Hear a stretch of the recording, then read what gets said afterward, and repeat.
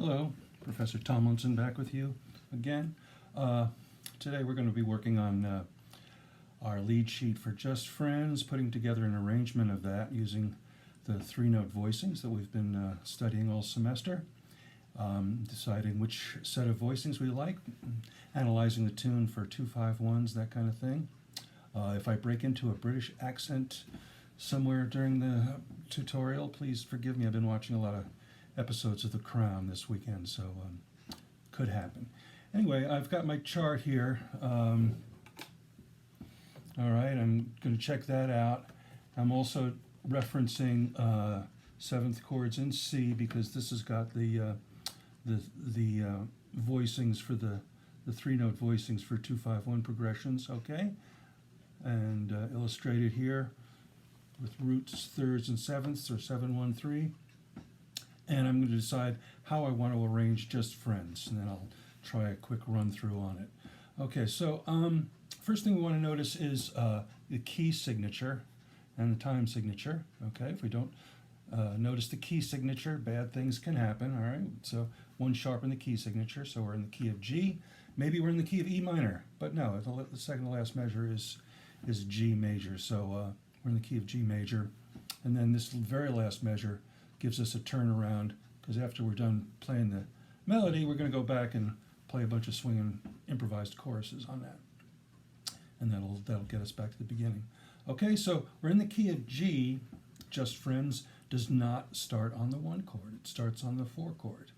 Okay, key of G, C major 7th is the 4 chord.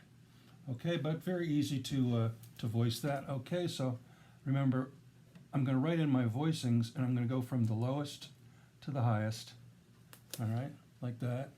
All right, 1, 3, 7. Test out my sound as I go along. All right, then third and fourth measure, I'll recognize a 2, 5. Okay, this is kind of a borderline key. We could either use the B voicings or the A voicings.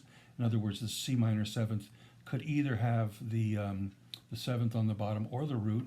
But I think it's so easy to just go to the A voicing here again. 1, 3, 7, 7, 1, 3. All right. And the whole question is the register of the voicings, right? We're fine. Okay. Excellent. All right. And then G major 7th. You've played it many, many times. 7, 1, 3.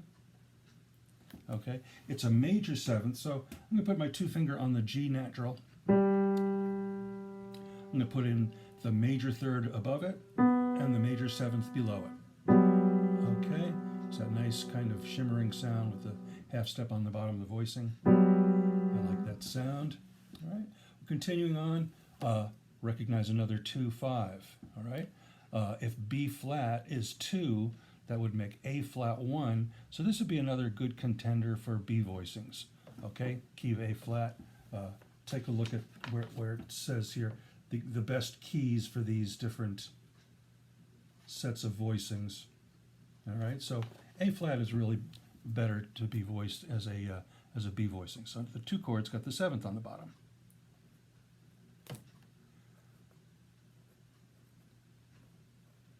All right, so again, I'm going to put my 2-finger on the B flat, put my thumb on the minor 3rd, and fill in below that with the minor 7th. Okay, 3 black keys.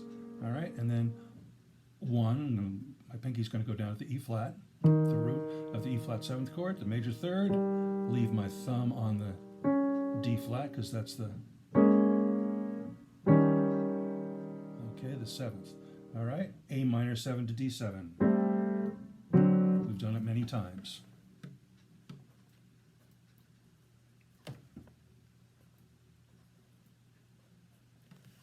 Now, this particular progression, B minor 7 to E minor 7, isn't really a 2-5, but I can kind of treat it that way if I want to. I can still go 1, 3, 7 here. And again, this is kind of a borderline key. I could go either way with it. So that would be nice smooth voice leading if I go to the 7-1-3 here. All right, let's see what it sounds like. Sounding good. Now, it's kind of inevitable that, we have to kind of lift our hand every once in a while. I could have lifted my hand here and gone B minor 7 with the root on the bottom to E minor 7 with the root on the bottom, and that would have been fine, okay? Either way is good. I chose to keep these two guys close and then lift my hand for the A7th. So this guy's got the 7th on the bottom, and this guy does too, the A7. 7, 1, 3. I have to make sure that I'm voicing that correctly. 2 finger on the root, all right? Thumb on C sharp and G natural. Maybe I'll forget C sharp. A little sharp reminder could help maybe, I don't know.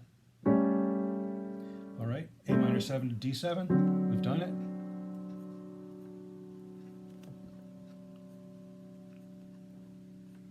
Just trying to write those voicings in wherever I have a little space. All right, now we got to turn our D7th into D minor 7th. Right, the F sharp, we'll go down to F natural to turn that into a minor voicing. D flat 7, you remember that from Satin Doll.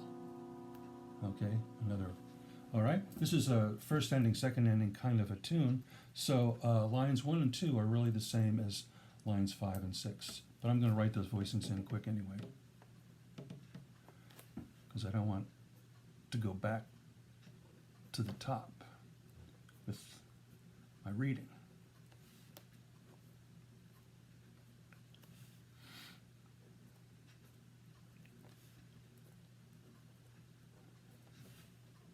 Okay, now the last 2 lines are going to be a variation, but we're going to recycle as much information as possible.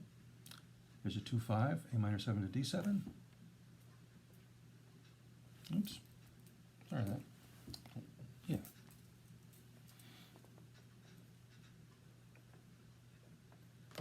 Okay, now a 2-5-1 in E minor. Okay, so this is going to be a good contender for the A voicings.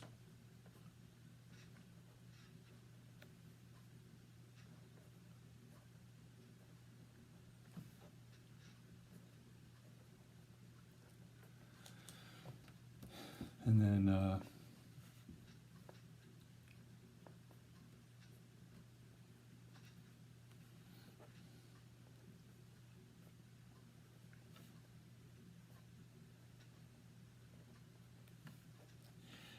we talked about this before, but maybe not enough. In the B voicings, the key of G would usually be a good contender for the B voicings. But if I add the 6th to my G chord, it's going to just sound too much like an E minor chord. So I'm going to pencil in G major 7th.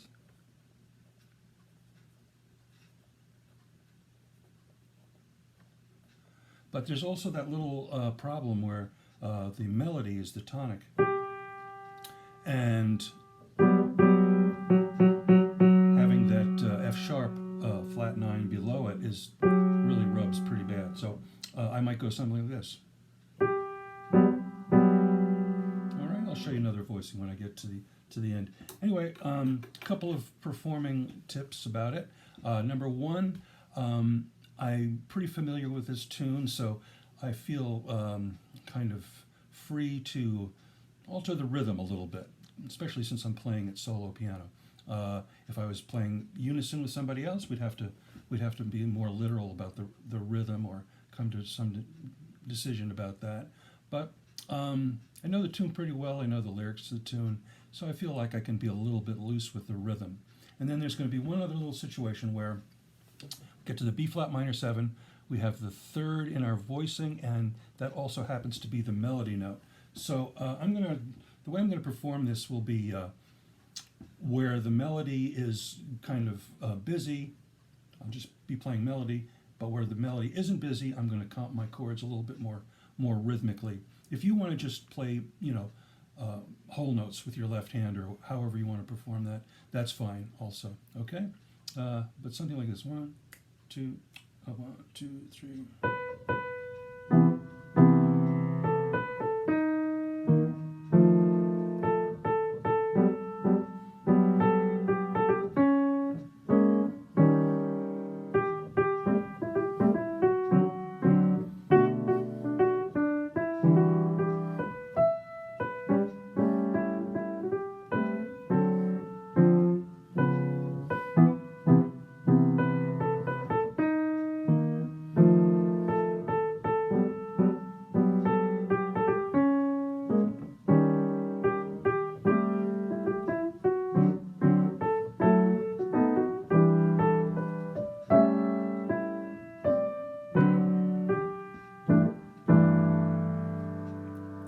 did there was I came down from the A minor D7, and then I lifted my hand so that I played that last G melody note with my right pinky. Lifted my left hand, went down to the G root an octave lower, and then with my left hand I played G, and then above it with my thumb I played E. With my right thumb I played A above that, and then D, and then the G melody note. It's a really nice G6 kind of voicing, built mostly in fourths. Okay, so that's kind of a pretty sound. All right, so to get back to what I was doing with the B flat minor, I was playing the melody note and then getting my right hand out of the way. So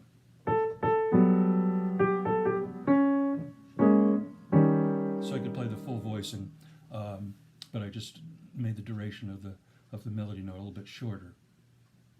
Okay, I hope this helps people out with working on this assignment, and I will see you all on Wednesday.